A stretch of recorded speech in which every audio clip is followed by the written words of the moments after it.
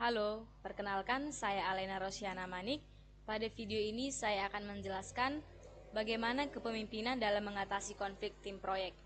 Yang pastinya di setiap perusahaan itu atau di setiap tim proyek itu pastinya selalu ada konflik yang terjadi. Nah, pada video ini saya akan menunjukkan bagaimana saya sebagai seorang pemimpin dalam menyelesaikan konflik setiap tim kerja pada proyek saya.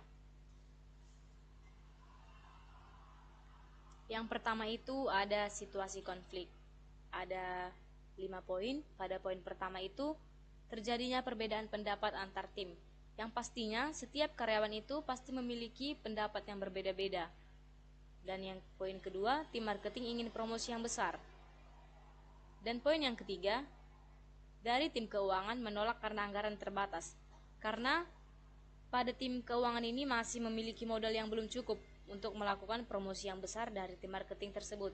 Dan yang poin keempat ini, tim produk merasa deadline terlalu cepat, di mana maksudnya di sini dari tim produk ini merasa tim mereka ini dituntut untuk cepat melakukan promosi sementara anggarannya masih terbatas, maka mereka harus butuh waktu untuk mengumpulkan anggaran agar promosi dilakukan dengan waktu yang tepat. Nah, maka dari itu yang pastinya suasana tim akan menjadi tidak kondusif. Maka terjadilah konflik dari setiap tim. Lalu ada solusinya.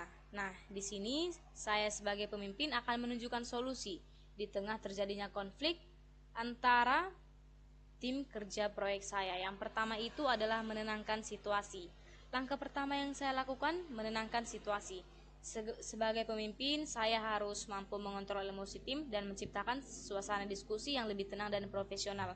Saya harus membuat di mana kondisi tetapnya aman, tidak ada konflik yang sangat memuncak. Nah, yang kedua itu, saya akan mendengarkan semua pihak. Saya akan memberikan kesempatan kepada setiap tim, kepada setiap karyawan untuk menyampaikan pendapat mereka masing-masing.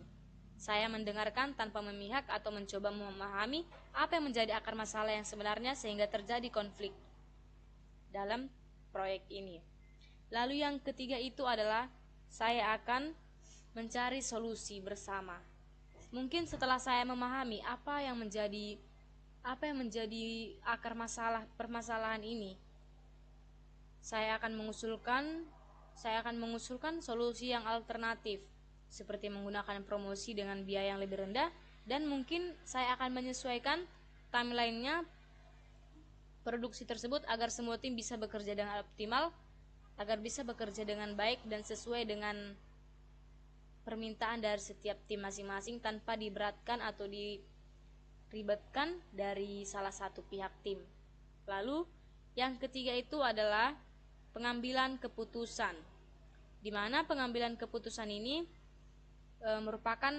ini adalah hasil kesepakatan kami, di mana kami akan menyepakati solusi akhirnya.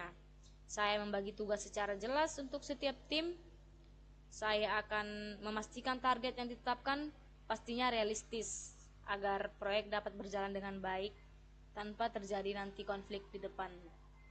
Lalu yang terakhir itu merupakan hasilnya itu yang pastinya dengan komunikasi kami yang baik antara saya sebagai pemimpin dengan tim proyek kerja saya, mungkin konflik itu bisa terselesaikan dengan baik. Maka tim akan kembali solid dan proyek berjalan sesuai rencana tanpa ada akar masalah yang tidak terselesaikan.